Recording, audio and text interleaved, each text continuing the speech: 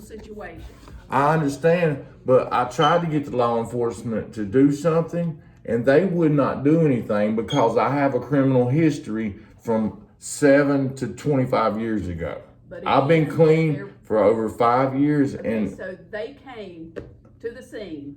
yes, and arrested me for Okay, resisting that arrest. tells me something that I need to talk to them. They're the only ones that can do any charges. But he just shot his son 2 weeks ago. Again, And then I understand, but do you understand? They're gonna kill me. I just rode by, and they're out there pointing their finger like this, like with a gun. why are they so mad at you? But they're all meth heads. They're all drug addicts. They come up here and got charged with meth, and y'all let them go on a written promise because they're informants. Like, it doesn't make any sense to me. Everybody in the reason for a neighborhood, bond is to make sure you come to court. everybody in the neighborhood wants them gone. The police is there every week. I got a 9 and a 10-year-old I'm trying to take care of. They're shooting at me. I'm in front of my house. What if the bullet would have went in the house? I heard it ricochet off the brick. You understand? Like, I'm scared for my life. And I got to work every day because, I got a 70-year-old mother that helps me take care of the kids. I got to pay the rent, the bills. And I don't have anybody to help me because I had a criminal history Well, I don't years know ago. why the officers do not believe your story. They know that there was shots. They said that he admitted to hearing shots, and his son admitted to hearing shots and thought I shot him. And then he said that he followed me down there just to talk to me, and he heard shots out in the woods. And they're not going to do anything about it. And They're just dropping it. who saw it that could be your witness? The neighbor across the street seen them walk. Somebody walked down there with a flashlight. It was at night, down toward my house, and I heard a shot. He didn't see who it was, but he seen from the residence walk down there with a flashlight, one of them that you put on your head, and walk down there and fire a shot. I got a witness. They have not even went over there and investigated and asked this guy. I called a lieutenant. I said, y'all haven't even did an investigation about the shooting. This is attempted murder. He's an ex-Navy SEAL. He's crazy as hell. But you still go over there and get your lawnmower fixed. I went over and he fixed my lawnmower. I've known him for 30 years. I've never had a problem with him. But now they flipped on me. And he told me he was going to kill me.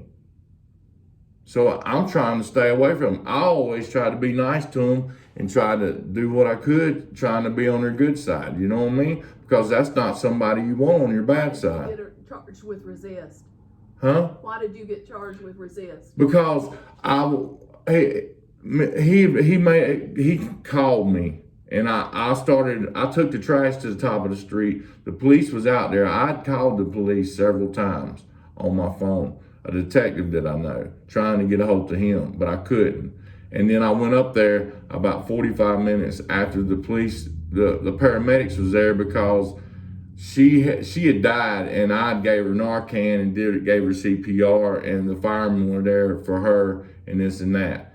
He did the shots before they arrived. I walked up there and I told them, and I knew one of the paramedics, and I was talking to them, and I said, I'm gonna walk up here and handle this while the police is here because I don't want no problem. You know what I mean? I want to talk to him. I'd rather talk to him in front of the police than talk to him when the police ain't there and he can shoot me and, they're not no witnesses. I said, I'm gonna walk up here and handle this.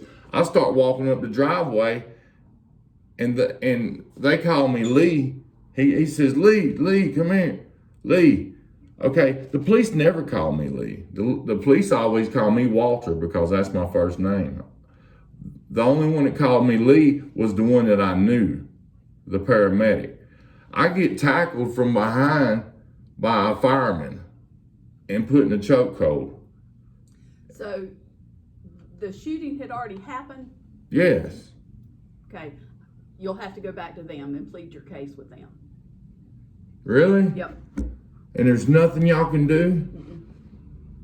You don't have a witness. Someone saw somebody, okay? Yeah. Somebody, Fire a shot. but we don't know who. But We can't guess. I know who. I seen him. How did you see him?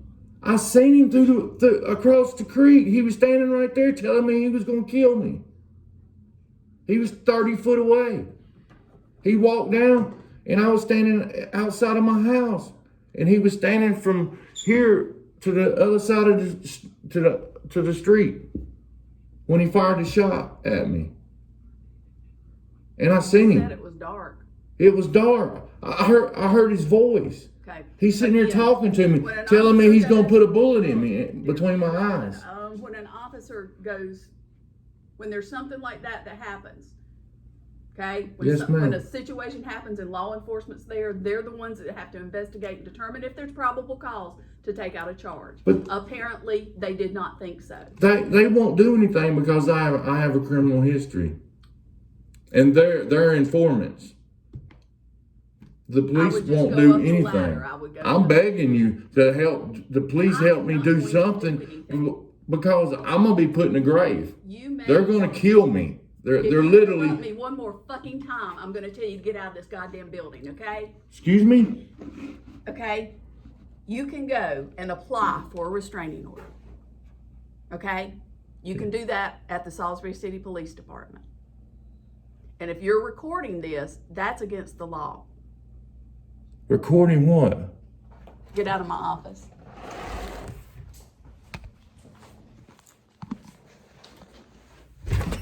See how the magistrate talks to you? That was the magistrate when I'm begging for him to do something.